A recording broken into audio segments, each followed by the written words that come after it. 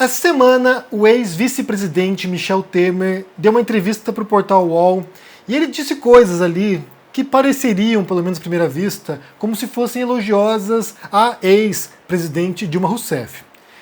Só que o que ele disse ali não caiu bem, a Dilma não curtiu e chegou na voadora no Michel Temer. Eu quero falar sobre esse assunto aqui hoje porque vai nos ajudar a compreender um pouco a história recente do Brasil e também o que se dá agora, né? Por que a Dilma sofreu impeachment e o Bolsonaro, que faz coisas, horrendas, não sofre? Então vamos falar sobre isso agora, mas antes disso já curte esse vídeo, deixa aqui embaixo no comentário uma boa tarde, se inscreva no canal e ative o sininho para ser notificado de vídeos novos. Isso é muito importante e também confira na Amazon agora na pré-venda com desconto o livro meu novo chamado Como Vencer no Debate Tendo Razão. Vá lá, confira e vamos jogar esse livro lá para a primeira posição da Amazon. Vamos lá, gente. Então, qual foi a história? A história foi que o Michel Temer deu uma entrevista, eu vou pôr o link aqui no comentário fixado dessa parte, desse trecho no qual ele fala sobre a Dilma, e o que ele disse é o seguinte, eu vou ler para vocês aqui textualmente o que disse Michel Temer, ex-vice-presidente. Não acho que houve golpe. Então assim, o impeachment da Dilma, o golpeachment não foi golpe segundo o Michel Temer, embora no Roda Viva, algum tempo atrás, ele tenha dito que tinha sido golpe, né? Ele fala o seguinte, não acho que houve golpe. Eu quero dizer que a ex-presidente é honesta. Eu sei e pude acompanhar que não há nada que possa apodá-la de corrupta. Ela é honestíssima, mas houve problemas políticos. Ela teve dificuldades no relacionamento com a sociedade e com o Congresso Nacional. Esse conjunto de fatores levou multidões à rua. Então, segundo o Michel Temer, aqui nessa fala que foi na quinta-feira, no portal UOL, ele disse que a Dilma sofreu impeachment porque ela não conseguia se relacionar com o Congresso e com a população brasileira. Então, ela não foi impeachmentada porque ela era desonesta, porque ela era corrupta, ela foi impeachmentada porque ela era impopular. Bem, na definição de golpe, né, que se adota pelos petistas, ou nessa noção de que a Dilma foi removida sem razões para isso, basicamente é isso mesmo, é basicamente isso. Não havia razões criminais aqui, né, ou legais, para removê-la. O que houve foi uma manobra política para retirá-la do poder. A questão que fica em obscuro é a participação pessoal do Michel Temer, né? Se ele articulou esse golpe, se ele fez parte desse golpe, se ele sabia o que estava acontecendo, é claro que sabia, mas até que ponto ele foi um dos agentes dessa manobra para remover a Dilma? Essa é a questão que fica em aberto. Muita gente acha que sim, que ele é, o pivô desse impeachment, e o Michel Temer alega que ele não sabia de nada, que ele não participou disso, que ele estava longe de Brasília, em São Paulo, então ele alega que não houve golpe e, segundo ele, não participou disso. A Dilma não curtiu a fala do Michel Temer e ela fez aqui uma nota, né, uma carta aberta, uma resposta do Michel Temer aqui, no qual ela explica a posição dela. Diz o seguinte aqui, ex-presidente Dilma Rousseff. Eu agradeceria que o senhor Michel Temer não mais buscasse limpar sua inconteste condição de golpista, utilizando minha inconteste honestidade pessoal e política. É justamente essa qualidade que despreza, rejeita e repudia uma avaliação que parte de alguém que articulou uma das maiores traições políticas dos tempos recentes. Então, segundo a Dilma Rousseff nessa nota, o Michel Temer, ele é o pivô do golpe, ele é o pivô do impeachment. Prossegue Dilma Rousseff. É de todo inócuo afirmar que não houve um golpe, pois esse personagem se ofereceu como vice-presidente por 2 vezes. E assim sabia por 2 vezes qual era o programa político das chapas vitoriosas que foram eleitas em 2010 e 2014. As provas materiais da traição política estão expressas na PEC do teto de gastos, na chamada reforma trabalhista e na aprovação do PPI, para as quais não tinha mandato. Nenhum desses projetos estavam em nossos compromissos eleitorais. Pelo contrário, eram com eles contraditórios. Trata-se assim de traição ao voto popular que o elegeu por 2 vezes. Lembro ainda que a dificuldade do diálogo com o Congresso não é razão legal e constitucional para impeachment em um regime presidencialista, como ele bem sabe. Só lembrando que o Michel Temer, ele era professor, né, de direito constitucional, autor de livros, inclusive. Tal dificuldade, entre aspas, aqui, era uma integral rejeição às práticas do presidente da Câmara, deputado Eduardo Cunha, criador do Centrão, que queria implementar com meu beneplácito o, entre aspas, orçamento secreto realizado hoje sob os auspícios de um dos seus mais próximos auxiliares na Câmara Federal. Finalmente, relembro que a história não perdoa a prática de traição. O senhor Michel Temer não engana mais ninguém. O que se conhece dele é mais que suficiente para evitá-lo, razão pela qual não pretendo mais debater com esse senhor. Dilma Rousseff. Então tem uma fala, tem uma resposta, e depois Michel Temer fez uma tréplica aqui, né? Ele diz o seguinte aqui: é tão desarrazoada a manifestação da ex-presidente Dilma Rousseff que não merece resposta. Encerrou o assunto. Michel Temer não vai prosseguir na discussão. Então, alguns elementos para a gente pensar aqui e refletir um pouco sobre essa treta entre Dilma Rousseff e Michel Temer, e depois pensar no cenário de hoje. Então, para começar, né?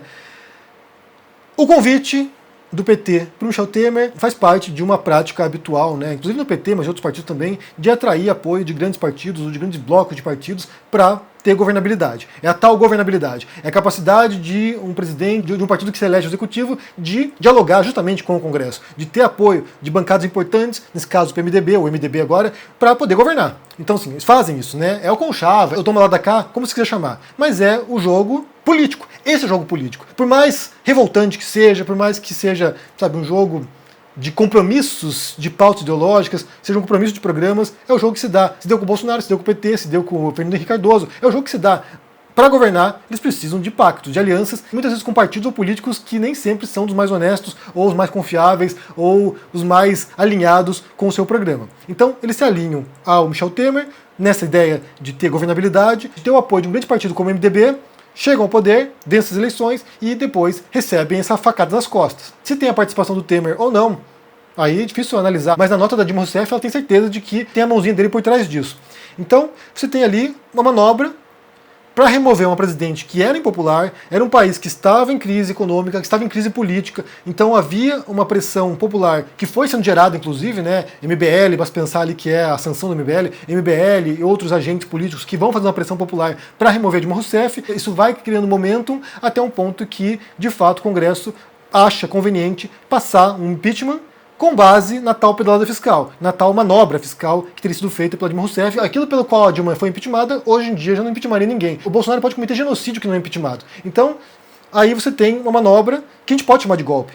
Porque se ela era honestíssima, como diz o Michel Temer, se ela era uma pessoa honesta e não tinha crimes que a desabonassem, não tinha crimes que pudessem ser usados contra ela para poder removê-la do cargo, é um tipo de um golpe, é um golpe parlamentar, algum tipo de manobra ali para remover um presidente que não estava alinhada com as práticas do Congresso. Então é isso. O próprio Michel Temer se contradiz ao dizer que ela era honesta, mas sofreu impeachment. Se ela era honesta, qual foi o crime dela? Por que ela sofreu impeachment? Aí fica difícil explicar também, né? Então nesse caso aqui a gente tem uma narrativa que vai se consolidando ao longo do tempo, que de fato foi um golpe, que de fato foi uma manobra para remover a Dilma. Saltemos agora para Bolsonaro, para a eleição 2022. Daí você tem um presidente como Bolsonaro, que cometeu vários crimes ao longo do seu mandato. Vários crimes. Alguns crimes evidentes, alguns crimes que são de fácil comprovação. E não sofre impeachment. Por quê? Porque, segundo Michel Temer, não há povo na rua. E não havia povo na rua porque tinha uma pandemia matando as pessoas, né? Então, assim, quem vai sair no meio da pandemia para se manifestar? Havia uma pandemia, não havia povo na rua, mas também há um conluio, né? Há um pacto entre Bolsonaro e Centrão. O Bolsonaro diz, né? Eu sou o Centrão, eu sempre fui do Centrão, eu me criei no Centrão. Então há uma simbiose entre o governo Bolsonaro e o Centrão. Então é claro que não há menor interesse, mesmo se houvesse povo na rua, é claro que se tivesse milhões de pessoas na rua, isso pressionaria. Mas mesmo se houvesse manifestações nas ruas, o Congresso hoje não tem o menor interesse de remover o Bolsonaro. Inclusive, eles querem que ele se reeleja, porque Bolsonaro se reelegendo é a continuação de muita mamata, de muita grana, de muita verba indo para essa base aliada. Então, eles querem que se reeleja e farão de tudo para isso. Esse dinheiro agora que vai ser liberado aí esse fundo bilionário para injetar grana no bolso dos brasileiros, tem fins eleitoreiros, tem fins para poder convencer o brasileiro a votar no Bolsonaro para que ele continue em poder e continue também esse conluio entre executivo e legislativo. Isso é óbvio, não há a menor dúvida disso.